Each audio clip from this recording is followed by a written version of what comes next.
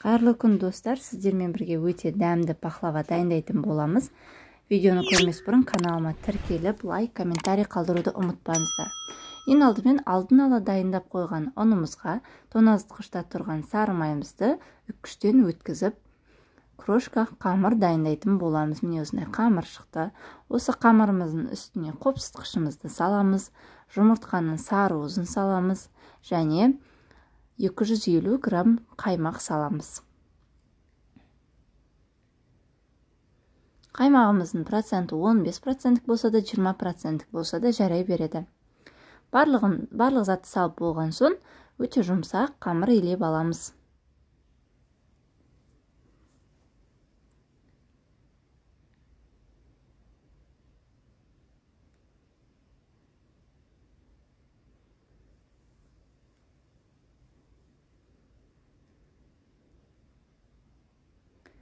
Бізде жұмсақ қамыр болады. Осы дайындап қойған қамырымызды 30 минуттай тындырамыз. Оған дейін салмамызды дайындаймыз. Блендерге грек жаңғағымызды саламыз.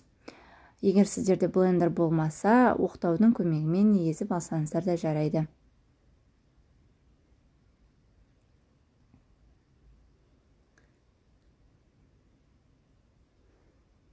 Грек жаңғағымыздың үстіне қантымызды саламыз. Оның үстіне мен жаңағы жұмыртқадан қалған сарыуызды қосып жібердім. Егер қаласаңыздар, қоспай қойсаңыздар да болады. Ешқандай айырмашылық жоқ. Барлығын бірге блендермен езіп аламыз.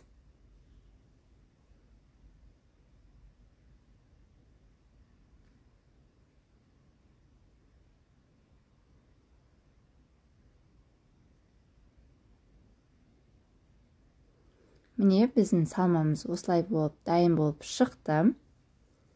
Енді жаңағы дайындап қойған қамырымызды 3 бөлікке бөлеміз. 2 бөлігін үлкендеу етіп жаямыз, үшіншісін орташалау етіп жаямыз.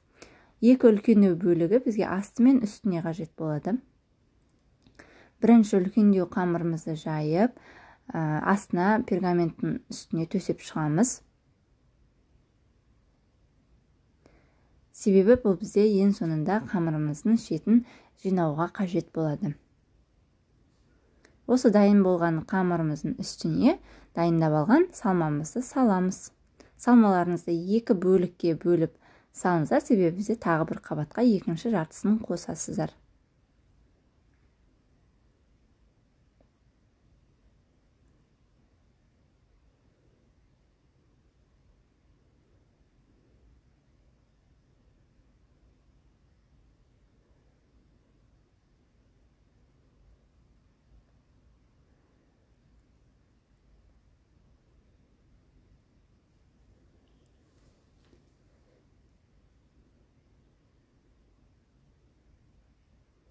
Барлығын орналастырып алған соң, орташалау қамырымызды осы қамырдың үстіне жаямыз.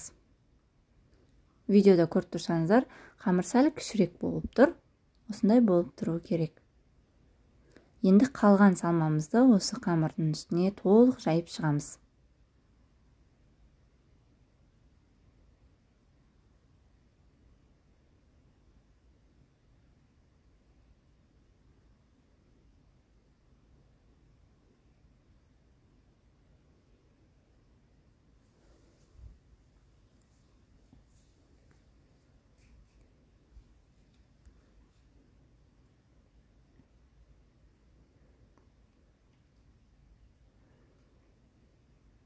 Міне осылай дайын болды. Енді үшінші қамырымызды ең үстіңгі бөлігіне орналастырамыз.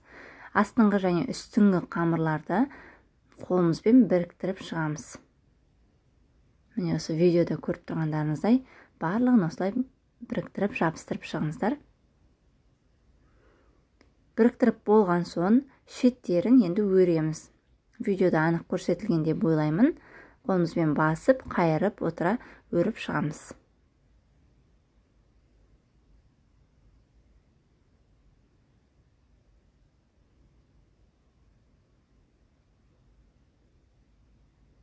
Міне бәрін өріп алдық.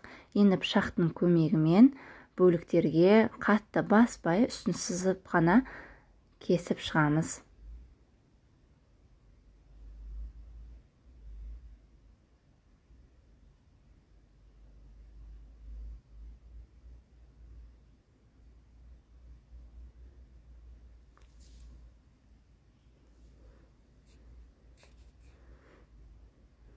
Дайын қамырымыздың үстіне енді жұмыртқаның сары уызын жағып шығамыз.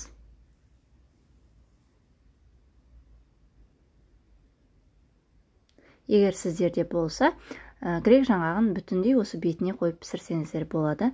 180 градус қызып тұрған пеште 40-45 минуттай піскенше пісіріп аламыз.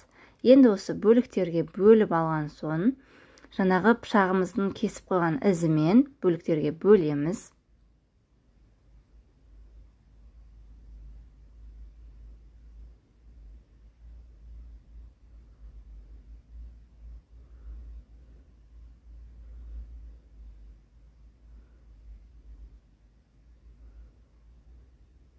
Бізде өте жұмсақ болып шығады.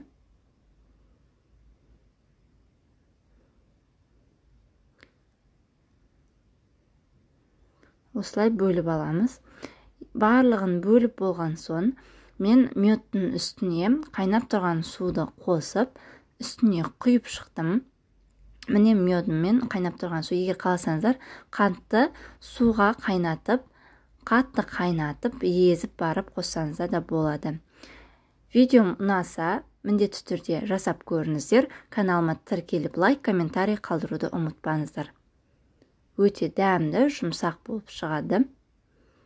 Сіздермен бірге болған Назым, барлықтарыңызға ас болсын.